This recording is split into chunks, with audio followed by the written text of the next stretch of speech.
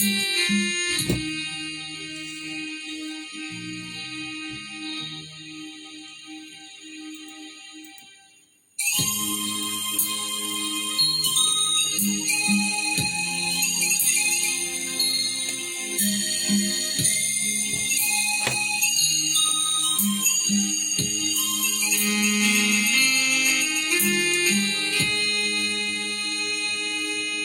ี่จอดแต่คอยแม่สาวน้อยในตาสีโศกริมฝั่งน้ำเมืองพิษณุโลกโชคไม่ช่วยคนสวยไม่มาฝนตกพรำพรำหนาวไอ้น้ำจับเรือไหลบ่าแอบยิงศพผักตกชวาเสียงครุยปลิวมาจากลำน้ำยมสวรรค์คงสาบบาปคงซ้ำเพราะกรรมของพี่ที่คอยน้องจนถึงตีสี่ไม่เห็นมีสาวในตาคมฝนตกจนซาเจ้าไม่มาช้ำเหลือจะคมน้ำตาข้าน้ำยมน้ำฝนน้ำลมแต่ร่มท้องกว้างจะแงเกือจะเลิงคอยจะมอยมองโอ้น้องคิดถึงพี่บ้างหรือเปล่าโอ้ละเนอพี่เจอแม้แต่เพียงเงาไม่อยากจะแบกรักเรากลับไปให้เขานินทาหลวงพ่อช่วยทีเถิดพ่อสีพุทธชินราชช่วยดลใจเป็นใหญ่สวัสดิ์ส่งเนื้อเย็นมาเป็นควันตาหนาวเหน็บเจ็บใจคืนรอไปรักไม่คอยท่าอยากกูร้องให้ก้องโลกาให้เขารู้ว่าแก้วตาหลอกลวง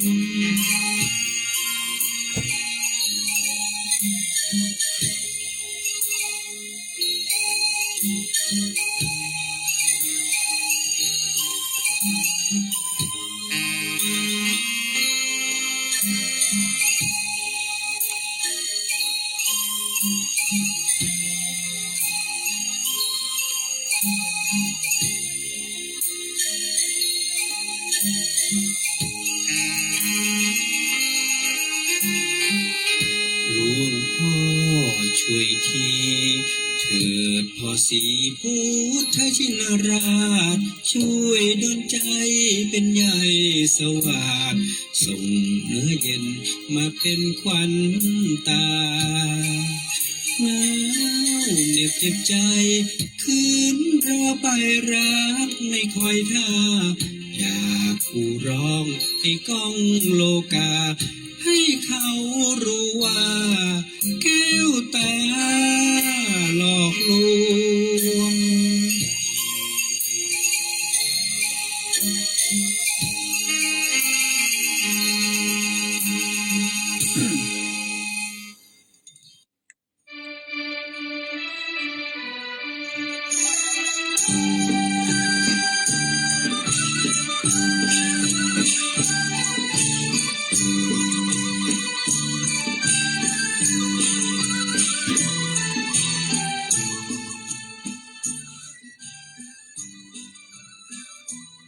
เรียนศาสนานั้นต้องมี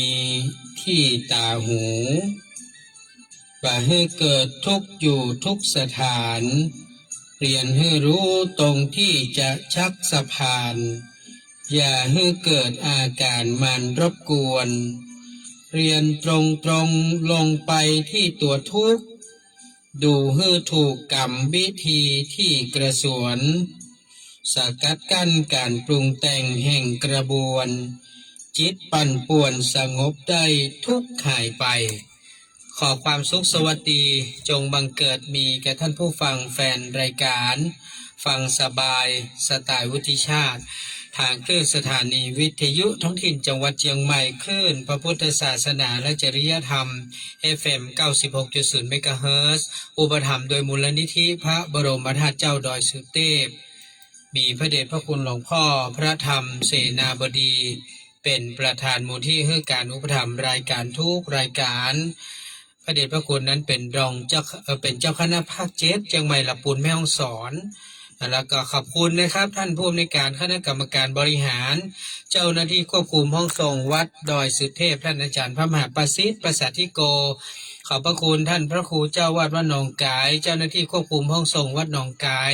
ทั้งคฤหัสถ์และบรรพชิตก็วันนี้เข้ารายการจ้าไปหน่อยขอสุมาภัยนะครับพอดีได้ไปที่ไปรษณีย์ส่งขนมนะครับไปให้หลานสาวที่เจียงดาวน้องคณิ้งนะครับพอดีมันใจเวลาหน่อยเป็นต้องแพ็คต้องห่อนะครับก็เลยทำให้เข้ารายการจ้าขออภัยทางเครือข่ายน้องกายตัวนะครับขอบคุณทุกท่านนะฮะที่เข้ามาติดตามให้กำลังใจทั้งส่งขึ้นสถานีทาง Facebook ตัวนะครับก็ก่อนอื่นก็ต้องขอบคุณนะฮะเดี๋ยวเจ้านี้ทางคุณน้องพัชรินสุกันโทนะครับพร้อมด้วยครอบครัวได้โอนเงินปัจจัยทำบุญเรื่องของบูรณะน้ำบ่อน้ำบ่อหลวงนะเพราะว่าบูรณะบ่อน้ำโบราณอีกแล้วกันนอกง่ายๆนะแล้วก็จำนวน300 บาทแล้วก็ขอบคุณอาม่ากิมเฮงแซ่เย่าคุณชัยยุทธผู้สว่างตัวนะครับที่ได้โอนเงิน300 บาทร่วมบูรณะบ่อน้ำโบราณตัวกันนะครับก็ขอบคุณนะขอบคุณทุกท่านเลยทุกกำลังใจแต่ว่านี้มีคุณยายจันดีคุณปี้ที่ตายานีหมอกเมฆก็โอนเงินทำบุญบูรณะน้ำบ่อโบราณจำนวน300 บาทมาให้คุณแม่เสงี่ยมสีทองคุณสรัญญาชัยมงคลก็ร่วมบูรณะบ่อน้ำโบราณจำนวน210 บาทนะครับมาให้ตะวันนี้แล้วก็คุณยายอยอดเรือนก็โอนเงินทำบุญ200 บาทบูรณะบ่อน้ำโบราณมาแล้วก็ยายคำปันวิชัยศรีก็โอนมา300 บาทนะครับร่วมบูรณะน้ำบ่อโบราณแล้วก็แม่ไทยจือป้อร้อยตำรวจเอกวิชัยภูปิงก็ได้โอนเงินทำบุญบูรณะบ่อน้ำโบราณมา200 บาทก็คุณสายฝนฮัททักวงนะก็ร่วมบูรณะตัว300 บาทคุณปีสิริกรจันทรศิริน้องนลินน้องตะวันพจนาถก็ร่วมบูรณะมา200 บาทแล้วก็คุณพี่นางสาวนรีกุลคำวังพฤกษ์ก็ร่วมบูรณะบ่อน้ำโบราณมา200 บาทอันนี้ก็ต้องขออนุโมทนานะครับในส่วนท่านที่ยังไม่ได้โอนถ้าโอนแล้วขอแจ้งตัวนะครับวันพฤหัสนี้นะท่านผู้ฟังวันที่19 มิถุนายนนั้นมันจะมีงานซ้อนงานเนอะท่านผู้ฟังเนอะคำว่างานซ้อนงานหมายความว่าใดหมายความว่างานวันที่19เนี้ยงานหนึ่งก็คือเป็นพิธีทำบุญเมืองเชียงใหม่นะซึ่งเป็นแรม9 ค่ำเดือน9เหนือนะครับตรงกับวันพฤหัสบดีที่19 มิถุนายน 2568ก็จะมีการทำบุญจำนวน10 จุดนะฮะ 10 จุดนี้ถ้าปกติเราก็จะเข้าใจแล้วว่ามันมีอยู่4 แจ่งกับ5 ประตูนะ4 แจ่ง5 ประตูหมายความว่า4 แจ่งก็คือแจ่งสีภูมินะแจ่งกระตั้มนะครับแจ่งกูเฮืองแจ่งเจ็ดลิ้นนะครับแจ้งหัวลิ้นสุมาตรแจ้งหัวลิ้นแจ้งสีภูมิแจ้งกระตั้มแล้วก็แจ้งกูเฮืองมันจะมี4 แจ้งแล้วก็5 ประตู5 ประตูก็จะมีประตูจ้างเผือกประตูสวนปุงประตูต้าแปประตูเชียงใหม่นะครับแล้วก็ประตูสวนดอกมันจะมี5 ประตูนะครับประตูต้าแปประตูสวนปุงประตูเชียงใหม่ประตูสวนดอกประตูจ้างเผือก5 ประตู4 แจ้ง4 แจ้งเมืองแล้วจุดที่10นั่นก็คือตรงจุด กึ่งกลางเมืองก็คือขวางอนุสาวรีย์สามกษัตริย์นะครับ ตรงบริเวณนี้แหละท่านผู้ฟังมันจะมีงานซ้อนงานสองงานก็คือจะมีงานเรื่องของการทำบุญเมืองนะทำบุญเมืองเปิ้นก็จะเริ่มตั้งแต่7 โมงนะมีพิธีขึ้นเต้าตังสี่หลังจากนั้น9 โมง 39พระสงฆ์ก็จะเจริญพุทธมนต์สืบชะตาเมืองเพื่อจะจุดพลุนะเพื่อจะจุดพลุเพื่อสัญญาณจุดทั้งหมดที่อยู่รอบๆเนี่ยจำนวน9 จุดนะเพื่อจะฟังจากจุดกลางเวียงนี่แหละเพราะว่าผู้ว่าจะมาอยู่ที่กลางเวียงเชียงใหม่นะครับผู้หลักผู้ใหญ่จะอยู่ที่นี่ตรงขวางอนุสาวรีย์สามกษัตริย์ว่าจะจุดพลุเพื่อให้สัญญาณ9 จุดที่เหลือเนี่ยให้ได้เริ่มพิธีในการเจริญนะฮะพระพุทธมนต์สืบชะตาเมืองนะแล้วหลังจากนั้น10 โมงเกิงเปิ้นก็จะมีการแสดงพระธรรมเทศนาสารากลิกวิชยาสูตรนะวิชยนสูตรนะอันนี้ก็คือเป็นธรรมที่เปิ้นจะใจแล้วก็หลังจากนั้น11 โมงเปิ้นก็มีการถวายทายธรรมแด่พระสงฆ์นะแล้วก็ถวายพระทหารเพลให้แก่พระสงฆ์นะครับทีนี้งานนี้ก็คือเป็นงานปกติอยู่แล้วนะครับทีนี้มันมีงานซ้อนก็คือเนื่องจากพระเดชพระคุณหลวงพ่อพระธรรมเสนาบดีนะครับท่านได้รับการแต่งตั้งนะครับเพื่อเป็นเจ้าคณะภาค7ดูแลจังหวัดเชียงใหม่ลำพูนแม่ฮ่องสอนของมหานิกายแล้วก็มีท่านพระเดชพระคุณหลวงพ่อพระเทพวชิราธิบดีซึ่งเป็นธรรมยุทธ์นะครับวัดป่าดาราพิลมท่านก็ได้รับการแต่งตั้งเป็นเจ้าคณะภาค6ภาค7อันนั้นเปิ้นก็เลยลวดเฉลิมฉลองกันไปในคราวเดียวกันนะครับในการแสดงมุทิตานะครับโดยมีคณะข้าราชการวิสานิกชนทั้งหลายที่ได้มาพร้อมเพรียงกันอยู่ที่ตรงบริเวณของอนุสาวรีย์สามกษัตริย์เนี่ยก็จะมีการอัญเชิญพระบัญชาในช่วงประมาณ8 โมงนะครับ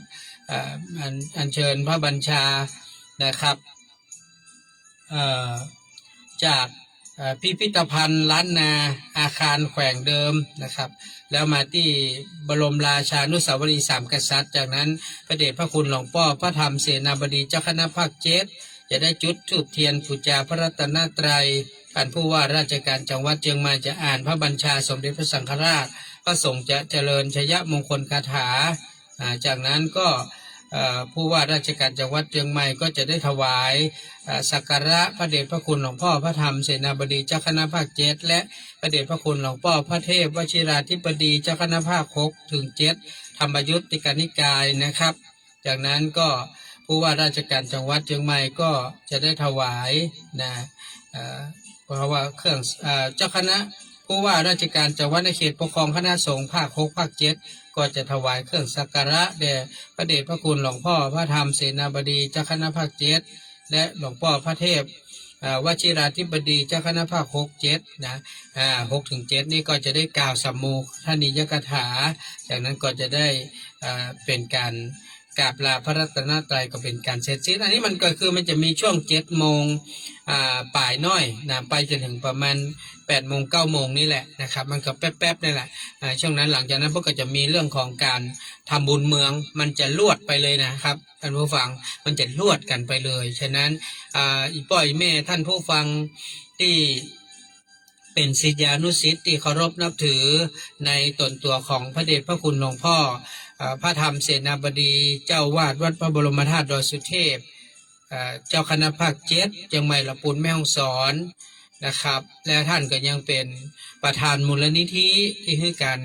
อุปถัมภ์สถานีวิทยุคลื่นพระพุทธศาสนา FM 96ของเราตั้งแต่แรกเริ่มเดิมทีตั้งแต่เขาเปิดสถานีมาเมื่อตั้งแต่ปี2546-47เป็นต้นมานะครับ20 กว่าปีแล้วที่ทางมูลนิธิโดยพระเดชพระคุณหลวงพ่อได้ดูแลรับผิดชอบสถานีวิทยุคลื่น96ของเรา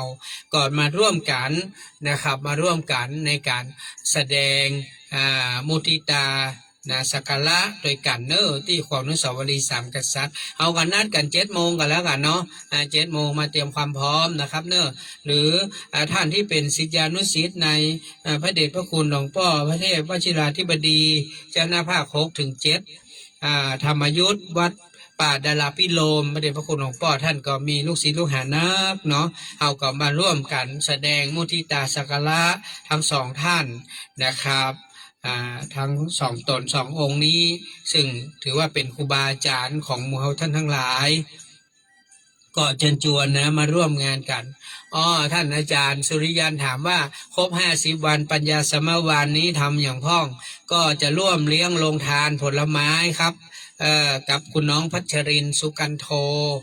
ตอนนี้ก็มีคนหอมมาประมาณ500-600 บาทเองเนาะจากสุริยันหอมมาตัวเนอะ จากสุริยันหอมมาตัวหนาวันนั้นวันเกิดพี่แนนก็ถวายท่านพระครูไก่เปิ้นว่าเปิ้นจะมาเลี้ยงอย่างมหูนะครับหอมเปิ้นไปวันนั้น2,000 บาทนะยายละออบอกว่าเดี๋ยวจะมาเปาะเลี้ยงวันที่22นะครบ50 วันจันทร์พระมหาวิษณุส่วนน้องพัชรินญาติธรรมเฮาเปิ้นตั้งเจตนาจะมาเลี้ยงผลไม้รวมพี่นันก็เลยจะร่วมหอมปอยกับเปิ้นเนาะหอมเปาะหอมปอยไปเปิ้นเฮามีสตังค์นะเฮาก็หอมเต้าเตี้ยหอม แล้วก็จะหอมอาจารย์พระมหาวิษณุโตยนะครับเรื่องของการเทศการธรรมเนาะตอนนี้ก็เตรียมปัจจัยไว้ละเดี๋ยวจะใส่ทรงใส่ซองใส่ลายจงลายจื่อญาติธรรมที่ได้ร่วมบุญร่วมหอมเฮามีอยู่2 ปันนะครับ2 ปันส่วนน้องพัชรินนั่นก็ประมาณ500 มีอยู่ประมาณ500ดังนั้นอินดูเหมือนกันได้น้อยเดียวนะได้500 บาทแล้วก็ทางอาจารย์พระมหาวิษณุนั้นเราจะมีอยู่2 ปันนะครับแล้วก็ได้รับเมตตาจากญาติธรรมแฟนครับคุณแม่ทิพย์น้อยสุทินสุขยอดอันนี้เป็นกระหือมาแฮม500 บาทนะครับอันนี้ก็ขอบคุณนะแล้วก็ปัทมพรชาญสุทธิกุลได้แฮม100 บาทก็จะเป็น2,000กับแฮม600 บาทนะครับอันนี้เราจะได้หอมการเทศการทำช่วยงานอาจารย์พระมหาวิษณุวันที่22นี้นะฮะก็ขอบคุณนะครับแฟนคลับ FC ที่เมตตานะเราหูอยู่ว่างานบุญมันมีมากมีหลายแต่เราก็อยากจะให้ทุกท่านได้มีส่วนร่วมแม้จะเล็กน้อยก็ขอให้มีส่วนร่วมอาจารย์สุริยันหอมได้เนอะอาจารย์พระครูเสิร์ตตัวเนอะหอมลงทานตัวกรรม ลงทานได้เงิน500 บาทวันเดียวเนี้ยยินดูน้องเปิ้ลนะเปิ้ลจะเอามาเยอะนะครับมาช่วยกันหอมลงทานกับเนอะถ้าฟังครับวันนี้เราก็จะจ๋าก็ขอบคุณมากๆฮะสำหรับท่านที่แต่ว่านี้ถึงเฮาบ่มีโจ้บ่มีลาบก็บ่เป็นอย่างเนาะบ่อน้ำ3 บ่อบ่ออกสักกรรมไปเป็น06ไปเหีย จำมันเตอะเนาะฉะนั้นก็ถือว่าแล้วกันไปนะท่านผู้ฟังชีวิตคนเฮามันก็เป็นอย่างนี้แหละนะเพิ่นถึงว่าเนาะการเสี่ยงโชคเนี่ยเพิ่นใช้คำว่าเสี่ยงโชคนะเสี่ยงโชคถ้าได้ก็เป็นโชคถ้าบ่ได้ก็เสียนะมันมีเสมอตัวมันมีได้กับเสียถ้าเราซื้อลอตเตอรี่แล้วเราบ่ได้ก็ถือเราต้องจ่ายไปนะถ้าเราได้ก็ถือว่าเราโชคดีไป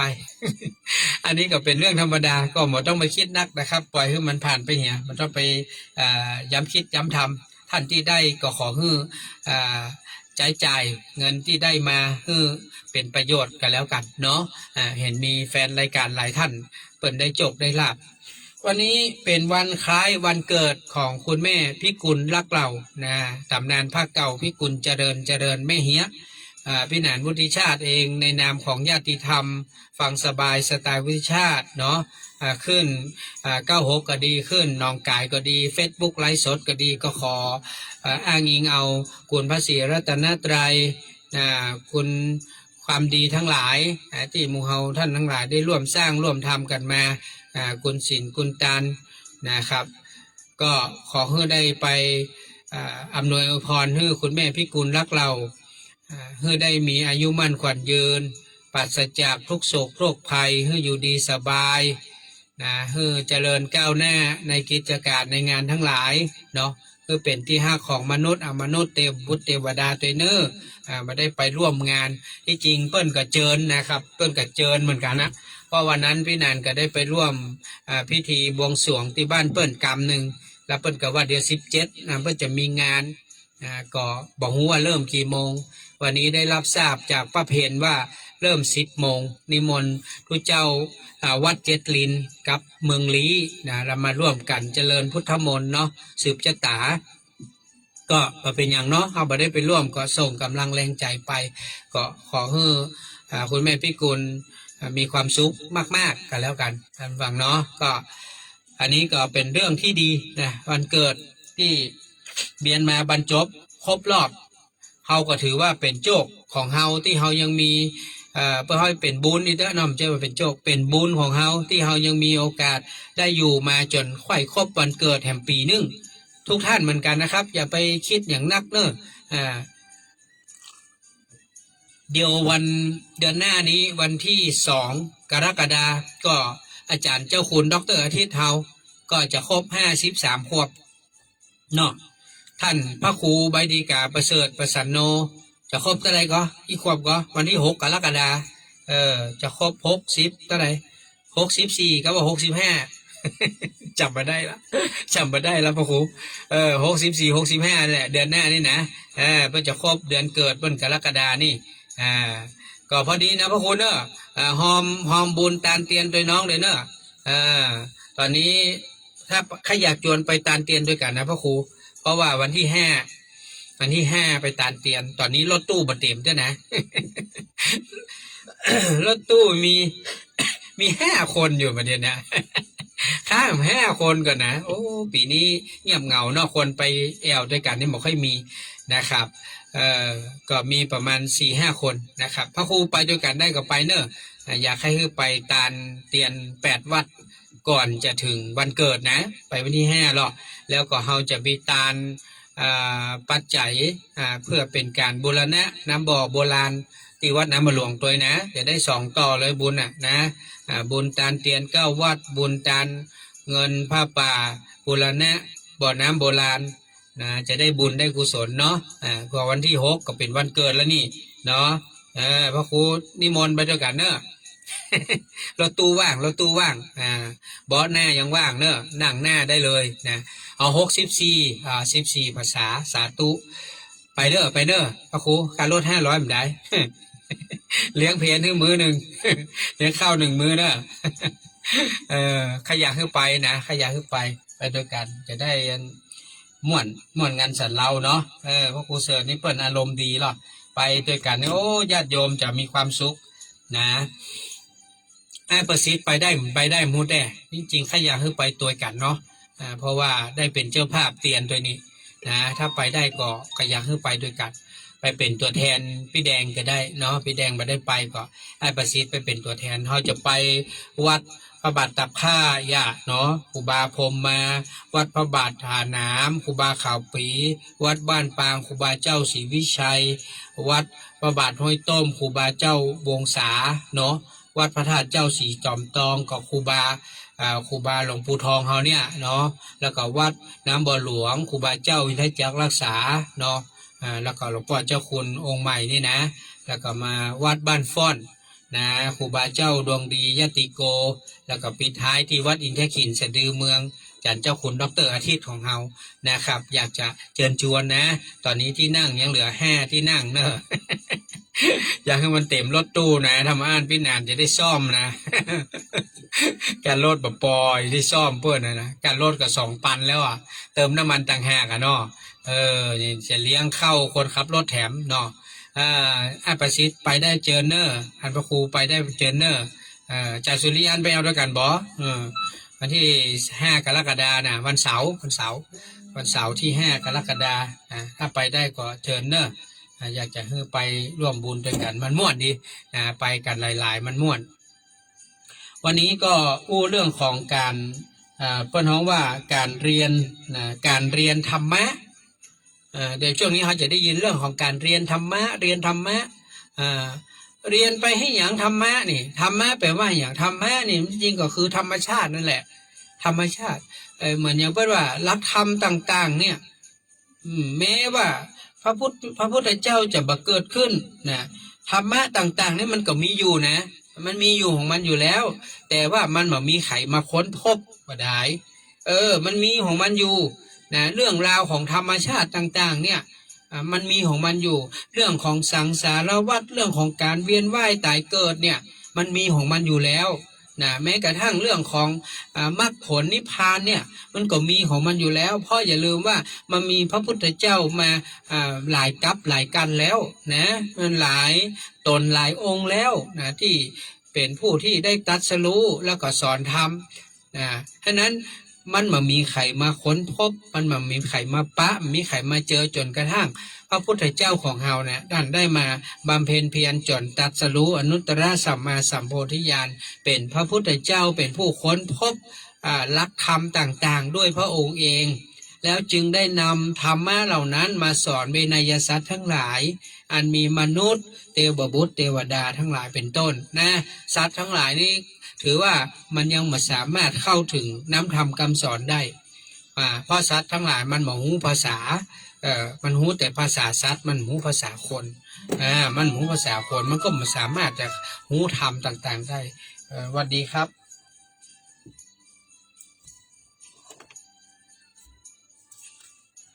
ป้าปุ้มเออ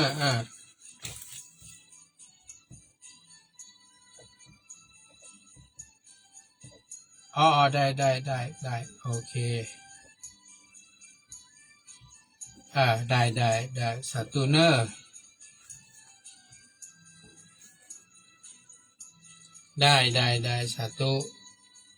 ครับขอบคุณเนอะประเด็นนี้ได้ป้าปุ้มเพิ่มมาหนึ่งที่นั่ง เดี๋ยววันที่22เนอะจะเอาสตางค์กันรถไปจ่ายแล้วก็ลวดทำบุญบูรณะน้ำบ่อหลวงโดยนะบ่อน้ำหลวงนะบ่อน้ำโบราณขอบคุณเนอะป้าปุ้มเนอะอนุโมทนาป้าปุ้มตัวอันนั้นท่านผู้ฟังทั้งหลายธรรมะทั้งหลายที่พระพุทธเจ้าท่านรู้แล้วเนี่ยท่านก็เอามาแจกจ่ายเปิ้ลบอกว่าสิ่งที่พระองค์ทรงเอามาสอนมนุษย์ทั้งหลายเนี่ยนะมนุษย์และเทวบุตรเทวดาเนี่ยเปรียบเสมือนใบไม้ในกำมือคือมันมีเยอะมากนะธรรมะที่พระองค์ตรัสรู้ได้เนี่ยแต่มันมาจำเป็นที่จะต้องใจมากมายขนาดนั้นเนี่ยนะสิ่งที่พระองค์เอามาสอนเราถ้าเราจะไปไล่ดูแต่มันก็มีไม่กี่อย่างเองนะก็คือจะมีเรื่องของอริยสัจสี่เนาะทุกข์สมุทัยนิโรธมรรคแล้วเราก็เริ่มจากตรงนั้นมรรคมีเท่าใดมรรคก็มีองค์8เห็นไหมมรรคมีองค์8ก็ไม่เกี่ยวกับเรื่องศีลสมาธิปัญญามันก็จะอยู่ในเนี้ยเห็นก็นี่การเรียนรู้ธรรมของพระพุทธเจ้าเนี่ยพระองค์ท่านทรงสอนให้เฮานั้นได้เข้าใจเรื่องของความทุกข์คือสาธุครับน้องลิ้นเฮาจะได้เงินเพิ่มแหมแล้วเด้อ ให้ประสิทธิ์ขอร่วมบุญตาลผลไม้รวม500เนอะสาธุครับน้องลิ้นได้500ละตอนแรกมี500ตอนนี้น้องลิ้นได้เพิ่ม500แล้วเด้อให้ประสิทธิ์กับพี่กุณิภากันทัจจันทร์หรือว่าพี่แดงได้เมตตาร่วมบุญมา500เป็นเจ้าภาพร่วมเนาะขอบคุณนะประสิทธิ์เนอะดังนั้นพระพุทธเจ้าท่านทรงเน้นว่าทุกเนี่ยตอนเนี้ยภัยเป็นทุกข์พ้องแต่ว่านี่พี่นันลุ้นหิมตายเนาะ30033003ออก06เหี้ยลุ้นหิมตายกำลังจะมีความสุข0มาแล้วนะพี่นันมาเป็น3สักคำว่ะน้ำบ่อ3บ่อนี่เป็น06ไปเหี้ยเป็นทุกข์ทันทีเลยจากตั้งความหวังไว้แต่ถ้าถูกนะจะหอมบุญกับมันนะไปบุรณะอันบ่อน้ำโบราณด้วยมันเป็น06ไปเหี้ยมาได้03สักคำไม่ได้หอมแล้วนานเฮ้ยมาเดียวนี้นะไม่ได้หอมละได้มาจ่ายค่าหวยเห็นละนี่ก็เป็นทุกข์เห็นไหมเป็นทุกข์เนาะคนที่เจ็บป่วยเป็นทุกข์ไหมเป็นทุกข์นะเป็นทุกข์นะอย่างหลายท่านเนี่ยที่เป็นแฟนคลับรายการเนี่ยเป็นทุกข์นะอยู่กับโรคกับภัยโรคนั่นโรคนี่นะครับอย่างเมื่อกี่วันพี่นานกับไป ตั้งยาเนี่ยนะก็ยังมาหายด้วยนะมันก็แค่คลายนะเปิ้นว่ามันมาหายมันเป็นเส้นเอ็นนะครับฉะนั้นก็เป็นทุกข์ไหมก็เป็นทุกข์เวลาที่มันเจ็บมันปวดขึ้นมามันก็เป็นทุกข์นะแต่ว่าเฮาถามว่าเฮาต้องใส่ใจกับมันมากมายขนาดนั้นไหมก็ไม่จำเป็นเฮาก็พยายามทำเป็นบ่ฮู้บ่หันเหียทำเป็นบ่สนใจโอ้สาธุครับขอสองที่นั่งโอ้สาธุไอ้ประสิทธิ์ดีละดีละใครคือพี่แดงไปร่วมบุญด้วยกันเนาะไปร่วมบุญด้วยกันเนาะอยากจะฮื้อไปด้วยกันเพราะว่าการได้เดินทางไปทำบุญทำทานแบบนี้น่ะมันจะทำให้เรามีความสุขนะความสุขเนี่ยมันบางทีมันซื้อหาไม่ได้หรอกท่านผู้ฟังมันต้องหาโอกาสเอาเองเนาะอย่างคนเจ็บป่วยเนี่ยถ้าเราคิดในใจว่าความเจ็บป่วยนะมันก็เป็นเรื่องธรรมดานะแล้วก็เรื่องของการสร้างบุญสร้างกุศลนะมันเป็นเรื่องที่มีความจำเป็นนะแล้วก็มีความสำคัญต่อชีวิตของเราท่านทั้งหลายนะอย่างที่เราว่านะทุกวันนี้เราใจบุญเก่านะเราใจบุญเก่านะสิ่งที่เราได้มาจากคำภพคำชาติเนี่ยที่ท่านสุขสบายอยู่ทุกวันนี้เนี่ยหลายคนอยู่บนกล่องเงินกล่องคำเนี่ยหลายคนมียศมีทรัพย์มีหน้ามีตาในสังคมเนี่ยท่านได้บุญเก่าท่านกำลังเสวยบุญเก่าอยู่แล้ววันหนึ่งบุญเก่านี้มันหมดลงเนี่ยท่านลองคิดนะมันเป็นสิ่งที่น่ากลัวมากนะวันหนึ่งถ้าบุญเราหมดลงเนี่ยเราจะใช้ชีวิตจะใดเราจะดำเนินชีวิตต่อไปจะใดถ้าบุญเก่าเราหมดบุญใหม่เราก็บ่สร้างสาธุเนอขอบคุณไม่เลี้ยงนะพระสวรรค์จะไม่เลี้ยงเรานี่นะนี่คนหนึ่งเนี่ยเปิ้นเอาทุกอย่างเนอะเปิ้นทำหมู่บ้านจัดสรรหมู่นี่เฟส 5เฟส 6แล้วตอนนี้หมู่บ้านจัดสรรเปิ้นก็ขายดีอยู่ตังแม่คือดอยสะเก็ดนี่เดี๋ยวก็ขายเดี๋ยวก็สร้างเฟสใหม่ติ๊กที่เปิ้นรุ่งเรืองได้อย่างเปิ้นเนี่ยเปิ้นเป็นคนที่เรียกว่าเข้าใจลูกน้องเนาะวันนั้นผมมีโอกาสได้กับเปิ้นบอกว่าลูกน้องทุกคนมีความสำคัญตั้งแต่กรรมกรมาจนถึงคนคุมงานนายช่างต้องเข้าใจเขาต้องปั่นต้องฮื้อใจเขานะไม่ใช่แค่ฮื้อเงินนะต้องฮื้อใจเขาเนี่ยนี่คือเปิ้นมัดใจลูกน้องเปิ้นได้ดังนั้นเปิ้นห้องมาเมื่อวันก็มาห้องมาเมื่อคืนก็มาคือทุกคนสแตนบายพร้อมที่จะรับใช้แม่เลี้ยงเปิ้นเพราะว่าแม่เลี้ยงเปิ้นมีน้ำใจนอกจากนั้นแล้วเนี่ยแม่เลี้ยงนภัสสวรรค์นี้เปิ้นเป็นคนที่ใจบุญนะใจบุญสุนทานคือเปิ้นชอบทำบุญพูดง่ายๆเปิ้นกินเปิ้นเที่ยวเปิ้นทำงานแล้วเปิ้นก็ชอบทำบุญตัวเนี่ยเห็นไหมแล้วก็มีโอกาสเปิ้นก็ไปวัดไปรักษาศีลปฏิบัติธรรมของเปิ้นอันนี้หมายความว่าคนเฮาเนี่ยแม้ทุกวันนี้คุณจะสุขสบายอย่างใดก็จ้าเหมือนอย่างเจชลิดาที่ผมรู้จักวันพระนี่เปิ้นไปปฏิบัติธรรมนะที่วัดป่าเศร้าน้อยหลวงพ่อพระครูประภาสบอกว่าเปิ้นจะมีเสาต้นหนึ่งที่เปิ้นจะจองนะเวลาวันพระวันศีลนะเปิ้นจะไปจองเสาต้นนั้นนะไปซ้อหามันถึงจะเจอเปิ้นจะนั่งไหว้พระสวดมนต์ภาวนาของเปิ้นคือเปิ้นเป็นคนที่เรียกว่าบ่ยอมสูญเสียโอกาสอย่างคุณย่าปานีเหมือนกันย่าปานีปฏิสุวรรณอายุ80 ปลายแล้วคุณย่าล้มนะเจ็บขาเดินมาได้คุณย่าใจวอล์กเกอร์นะใจตัวช่วยคุณย่าก็ยังเดินจงกรมคุณย่าก็ยังนั่งสมาธิอยู่เนี่ยเขาได้ดูแหละคนที่เปิ้นเป็นเศรษฐีนะพ่อครูสมบูรณ์ที่เสียไปก็ดีหลายท่านเนี่ยเปิ้นมาละเรื่องทานศีลภาวนานะ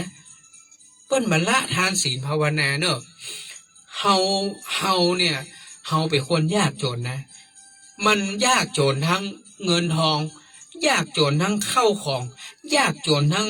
บุญกินบุญทานบุญศีลธรรมภาวนาเอาความยากจนเหล่านี้นี่ถ้ามันยากจนเห็นทุกอย่างนี่ผมว่ามีไผช่วยท่านได้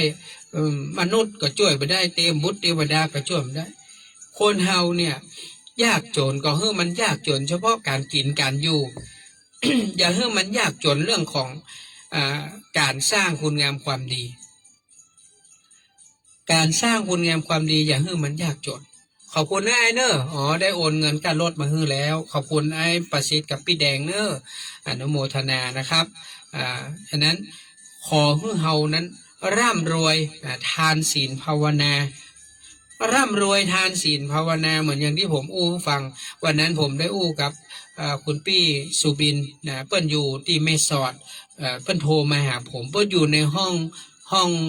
ICU รวมนะเปิ้นบอกว่าเปิ้นนอนรักษาตัวอยู่บนเตียงนะสามีก็มาเฝ้าบ่ได้ลูกก็มาเฝ้าบ่ได้เปิ้นต้องดูแลตัวเองนะอาการเปิ้นมันบ่ได้ดีขึ้นมีแต่ทรงกับสุดแล้วเปิ้นก็เตรียมใจแล้วนะทุกวันนี้เปิ้นก็เตรียมใจแล้วว่าเปิ้นอาจจะจากไปวันไหนเมื่อใดเวลาไหนก็ได้เปิ้นบอกว่าแต่เปิ้นโทรมาอู้กับผมเพราะว่าเปิ้นอยากได้กำลังใจนิดหน่อยอยากได้คำแนะนำเล็กๆน้อยๆนะเรื่องของการดูจิตดูใจตัวเก่าแล้วก็เปิ้นโทรมาเหมือนกับเปิ้นบอกกล่าวเฮาไว้ว่าวันหนึ่งถ้าเปิ้นหายไปก็แสดงว่าเปิ้นจากโลกนี้ไปแล้วอันนี้คือสิ่งที่คนหนึ่งเนี่ยสามารถที่จะประคับประคองกายตัวเก่าใจตัวเก่าสู้กับโรคภัยต่างๆเปิ้นหนึ่งบอกว่าโรคภัยเนี่ย เฮากับมันเนี่ยสู้กันเฮาสู้ด้วยกำลังใจโรคภัยมันก็กัดกินรุมเร้าที่ร่างกายของเฮาทีนี้ถ้าเฮายอมแพ้มันเฮาก็ตายเฮาไม่ยอมแพ้มันเฮาก็สู้กันต่อไปแต่ถามว่าท้ายที่สุดถ้าเฮาตายเฮาถูกเผาถูกทำลายร่างกายไปแล้วถามว่าโรคภัยมันมีที่อยู่ไหมมันมีที่อยู่มันก็ตายสลายไปกับเฮานั่นแหละโรคภัยเนี่ยมันอยู่กับร่างกายเฮาบ่ได้แล้ววันหนึ่งร่างกายนี้ถูกเผาถูกทำลายไปโรคภัยมันก็หายไปมันก็บ่ได้เก่งมันก็บ่ได้แน่กว่าเฮาหรอกนะเพียงแต่ว่าเฮาเนี่ยยอมการกับมันหลายคนน่ะที่ป่วยอยู่อย่าไปยอมแพ้กับมันนะครับท่านมีปัญหาครอบครัวปัญหาสปะหนี้สินกินอยู่ท่านอย่าไปยอมแพ้กับมันสู้กันต่อไปสู้ให้เต็มที่นะให้หูว่าสู้จนถึงที่สุดแล้วนะแต่มันสู้บ่ได้แต่เฮาก็เลยต้องยอมแพ้กับมันอันนี้มันเป็นอย่าง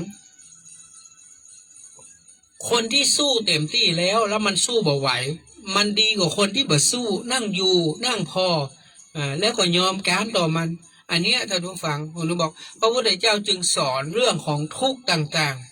ๆทุกข์ต่างๆที่มันเกิดขึ้นทุกทางกายทุกทางใจเนี่ยพระพุทธองค์ทรงตรัสว่าทุกข์ได้แก่ความไม่สบายกายไม่สบายใจได้ชื่อว่าทุกข์สมุทัยเหตุให้ทุกข์เกิดเวลาทุกข์มันเกิดขึ้นมันต้องมีที่มาของมันเพราะมูลเหตุรากเหง้าของมันต้องมีที่มาที่ไปของมันเฮาบ่ค่อยจะสืบสาวไปหาต้นต่อของมันยกตัวอย่างเช่นหลายคนที่ป่วยอยู่เป็นโรคนั้นโรคนี้บางทีมันเกี่ยวกับเรื่องของอาหารการกินที่เฮากินเฮาอยู่การใช้ชีวิตของเฮาที่ผ่านมาอาจจะเป็น10-20 ปี30-40 ปีเฮาอาจจะประมาทเฮาอาจจะไม่ได้ดูแลการกินการอยู่ของเฮาเท่าที่ควรฉะนั้นพอมันถูกโรคภัยลุมเล้าแล้วเฮามาหันมาหูตอนนี้วิธีการก็คือน้ำนึ่งใหม่ไอ้อย่างที่มันจะทำให้โรคภัยของเฮามันกำเริบเฮาต้องหยุดเฮาต้องยั้งเฮาต้องตัดใจอันนี้กินได้อันนี้กินบ่ได้เฮาต้องใช้ชีวิตต้องเปลี่ยนแผนเปลี่ยนชีวิตต่อเก่าใหม่ปรับเปลี่ยนชีวิตว่าอันนี้เฮาเคยอย่างนี้นะต่อไปนี้เฮาทำอย่างนี้บ่ได้แล้วเนอะเฮาจะแย่ใดให้มีการยืดชีวิตของเฮาให้มันยาวนานยืดระยะเวลาที่เฮาเจ็บป่วยเนี่ยให้มันอยู่ไปได้เมินเพื่ออย่างเพื่อคนที่ฮักเฮาที่อยู่รอบตัวเฮามันมีคนที่ฮักเฮามากมายคนที่เป็นห่วงเฮาก็มีมากมายฉะนั้นคนเหล่านี้เปิ้นก็อยากจะให้เฮาดีขึ้นอยากจะให้เฮามีความสุขถึงแม้ว่าเฮาอาจจะหู้เฮาอาจจะอยู่ได้บ่เมินนานก็แต่เฮาก็ต้องให้กำลังใจตัวเก่าแล้วก็ให้กำลังใจคนที่อยู่รอบข้างตัวนะว่าฉันสบายดีมันต้องเป็นห่วงฉันดูแลตัวเองได้นะฉันปฏิบัติตามคำสั่งของหมอ1 2 3 4 5ได้เพื่อคนสบายได้นะมันเหมือนกับว่าเป็นการปลอบประโลมคนที่อยู่ ดูแลเฮาอะนะท่านผู้ฟังคนในครอบครัวทุกคนนะเวลามีคนป่วยคนเจ็บมันเป็นทุกข์เหมือนกันหมดเหมือนอย่างคนในครอบครัวเฮาเป็นหนี้เป็นสินเนี่ยมันก็เป็นทุกข์ไปด้วยกันนั่นแหละเนาะมันทุกเรื่องอะทุกเรื่องมีปัญหาเรื่องการเรื่องงานคนที่อยู่รอบข้างเฮามันก็เป็นทุกข์ไปตัวเฮานั่นแหละมันไม่ใช่ว่าจะมีความสุขนะความทุกข์เนี่ยมันมีขึ้นตลอดเวลานะมันเกิดขึ้นได้ตลอดเวลานั่นแหละดังนั้นพระพุทธเจ้าจึงตรัสเรื่องของทุกข์มาเป็นอันดับแรกเป็นไงครับทุกข์สมุทัยนิโรธก็คือทางดับทุกข์นะมรรคะทางปฏิบัติถึงความดับทุกข์พระองค์ทรงตรัสอย่างนี้นะก็คือทานศีลภาวนานั่นแหละมันอยู่ในหันหมดนะครับศีลธรรมเพราะว่าการดูแลกายใจตัวเก่าทั้งหมดทั้งปวงมันก็อยู่ในธรรมคำสอนของพระพุทธเจ้าแล้วแต่ว่าเราจะเจอมันไหมหรือเราจะนำไปประพฤติปฏิบัติได้มากหรือน้อยอย่างตะเจ้าตุลุงวัดหนองตองถึงเรื่องศีลห้าเนาะที่การอาราธนามันเหมือนกันเนี่ยเพื่อก็จะเป็นกรรมบาลีที่เปิ้นว่าไปแล้วก็มีทั้งรับทั้งหมด5 ข้อที่เฮาฮับปกตินะมายังพันเตติสารเนนะสหปัญจศีลานิยาจามะจามิอย่างนี้นะก็คือฮับทั้ง5 ข้อนะถ้าข้อใดข้อหนึ่งผิดก็ผิดทั้งหมดเนี่ยแต่ถ้าไปว่าแหมย่างเนาะวิสูงนะแต่มาเข้ามารับเป็นข้อใดข้อหนึ่งมันขาดมันปุ๊ดที่เหลือก็ยังใจได้อยู่อย่างเงี้ยมันเป็นเพียงอย่างอี้บ่ได้นะครับแต่จริงๆแล้วศีล5นั้นบอกว่าเขาจะรักษาได้ครบทุก5 ข้อหรือไม่หรืออาจจะบกพร่องขัดตกไปพ่องแต่เขาก็ต้องรักษาไป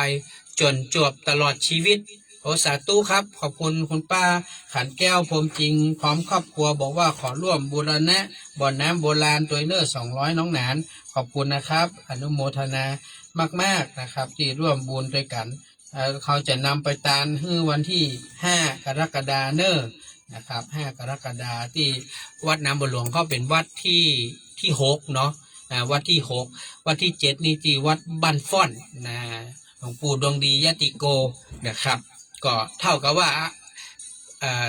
มันก็จะมีจอมตองสันปะตองขวางดงนี่เนาะมันจะไล่กันวันนั้นก็เมืองลี้ก็หลายวัดเนาะพระบาทตาข้านี่อยู่ป่าซางนะครับถ้าตังปุ้นก็เป็นเมืองลี้เนาะตังผ่านนามบ้านปางห้วยต้มนี่เป็นเมืองลี้นะครับอำเภอลี้ก็จะเป็นอำเภอป่าซางอำเภอลี้อำเภอจอมป่าซางลี้จอมตองสันปะตองแห่งดงเชียงใหม่ โอ้หกอำเภอก่อนเนอะ6 อำเภอก่อนเนอะนะ8 วัด 6 อำเภอเนอะ8 วัด 6 อำเภอในวันที่5ก็ขอบคุณทุกท่านนะครับที่เมตตาใครจะร่วมหอมผ้าอาบน้ำฝนผืน150 บาทเป็นผ้าสบงโทเลเนอะมีตึงสีลาดนิยมตึงสีเหลืองแล้วก็มีร่มนะครับร่มที่ผมว่านะกัน UV เนี่ยจริงๆก็199นะอันนี้คือเปิ้นลดแล้วนะ199เนี่ยจาก200ปลายเหลือ199แล้วก็เปลี่ยนไปขอเปิ้นขอ150นะฮะขอ150ก็ขอบคุณนะครับคุณป้าขันแก้วบอกว่าโอนแล้วเนอะสาธุครับขอบคุณครับดังนั้นใครร่วมบุญตอนนี้สังฆทานยาเฮาก็มีครบแล้วเนอะเฮาไม่ได้ห้าเพิ่มแล้วเพราะว่ามีเจ้าภาพครบหมดแล้วนะครับสังฆทานยาก็ต้องขอบคุณมากๆนะครับวันนี้ขออนุโมทนาขอบคุณนะครับสำหรับเจ้าภาพถวายเตียน8 วัดเจ้าภาพชุดเทียนที่ถวายก็คือเทียนคู่นะครับพร้อมด้วยขาเทียนก็ประกอบด้วยท่านร้อยโทประพันธ์คุณน้องพัชรินทร์สุกันโทพร้อมด้วยครอบครัว1 ชุด 1,000 บาทแล้วก็คุณไอ้ประสิทธิ์คำปันปี่กุลนิพากันทจันทร์พร้อมกับครอบครัว1 ชุด 1,000 บาทไอ้นิพันธ์ทองรับพร้อมครอบครัวแล้วก็ยายเสาคำท่านันชัยและลูกหลาน1 ชุด 1,000 บาทคุณแม่จันสมท่านามแสงบันดอยสุเทพพร้อมครอบครัว1 ชุด 1,000 บาทคุณป้าขันแก้วพรหมจริงนะครับพร้อมครอบครัว1 ชุด 1,000 บาทคุณพี่สุบิน น้องธรรมรัตน์มีแก้วคุณไอสุรินทร์เสวยราชร่วมบุญ1 ชุด 1,000 บาทแล้วก็คุณแม่ขันคำบุญชูพร้อมลูกหลานนะครับรับ1 ชุด 1,000 บาทอนุโมทนานะครับนอกนั้นก็ที่ได้รับเรื่องของสังฆทานยาก็ประกอบด้วยคุณปี้สิริกรจันทรศิริน้องนลินน้องตะวันพจนาถ1 ชุด 500 บาทป่อวัฒนาแม่เพ็ญพจน์ปิ่นแก้วพร้อมลูกหลาน1 ชุด 500 บาทเมื่อวานนี้คุณพัชระณเชียงใหม่พร้อมครอบครัวได้โอนเงินมาแล้ว2 ชุด 1,000 บาทแม่นายนิรุบลธีรบดีพร้อมลูกหลาน1 ชุด 500 บาทพี่สุนีกองบุญพร้อมลูกหลาน1 ชุด 500 บาทคุณมนพานัทไพบูลย์นะครับพร้อมครอบครัว1 ชุด 500 บาทคุณแม่ดวงสุดาสุภรัตน์พร้อมครอบครัวลูกหลาน1 ชุด 500 บาทอันนี้เราได้เจ้าภาพสังฆทานยาเป็นที่เรียบร้อยนะครับนี่เราก็อยากจะเชิญชวนทุกท่านร่วมบุญในส่วนของการตานเตียนเป็นการน้ำก้าไฟแต่ละวัดแต่ละวาแล้วก็ผ้าอาบน้ำฝนนะแล้วก็ร่มนะครับที่อยากจะเชิญชวนทุกท่านได้ร่วมหอมแล้วก็เตียนรวมนี่ก็วัดอินทขินนะครับ1 ชุดอันนี้เราก็เปิดโอกาสไว้ให้ทุกท่านได้เป็นเจ้าภาพร่วมนะไผ่หอมนักหอมน้อยก็บ่เป็นหยังก็บอกว่าร่วมตามเตียนกันแล้วกันเราก็จะได้จัดสรรปันส่วนเป็นเจ้าภาพร่วมกันเพราะว่าในต้นเตียนที่เปิ้นเป็นเจ้าภาพนั้นเราจะติดเฉพาะรายชื่อเจ้าภาพเปิ้นนะครับแต่ละวัดนั่นนะแต่ว่าเตียนรวมที่วัดอินทขินหลวงพ่อขาวเนี่ยจะเป็นวัดสุดท้ายวัดที่8จะเป็นเตียนรวมนะครับของเจ้าภาพทุกคนที่ได้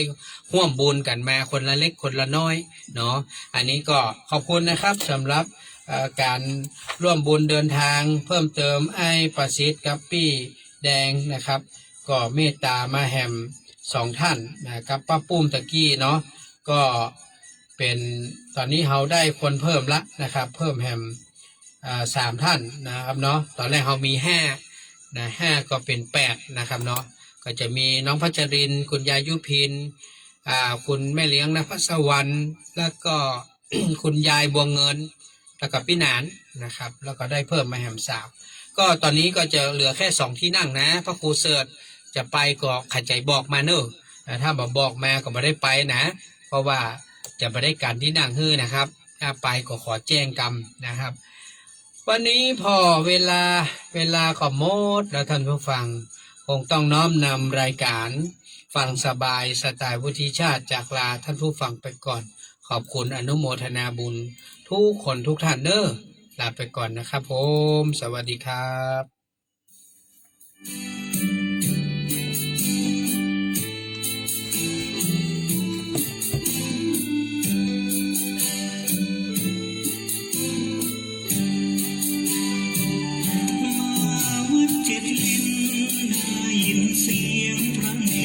สวดมนต์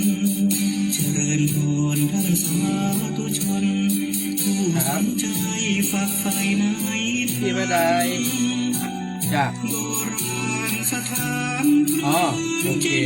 สุดเศร้างามล้ำรูปเหมือนปฏิมากรรมป้อนจะได้หมดเขาเจ้าเฝ้ากราบบูชามาวัดเจ็ดลิ้นได้กราบขอพรพระเจ้าทันใจตั้งจิตอธิษฐานสิ่งใดจากใจสมใจปรารถนาได้ครับผมขอบคุณนะพี่เนอร์คุณพ่อสมบูรณ์กันพระป่าน้อมจิตอุทิศสร้างศาลาชมบุญเถิดผลความดีจากวัดร้างสุดโทรมปางเอียง7 ลิ้นเจ้าฟ้าผู้ครองแผ่นดินล้านนาสร้างวันปีถึงพระคุณเจ้าพระธรรมเสนาบดีวิกฝืนวัดเก่าไม่มีพระสงฆ์องค์เด่นอยู่จำพรรษามาวัด7 ลิ้นได้ยินเสียงพระเนรผ่านในส สวดมนต์ทำวัดฝากให้ทุกค่ำเช้าเพื่อเจ้าศรัทธามีน้องน้ำใหญ่ให้ผ่อนคลายให้อาหารปลาขอโชคจากสีหูตาขอพรเทวาช่วยมา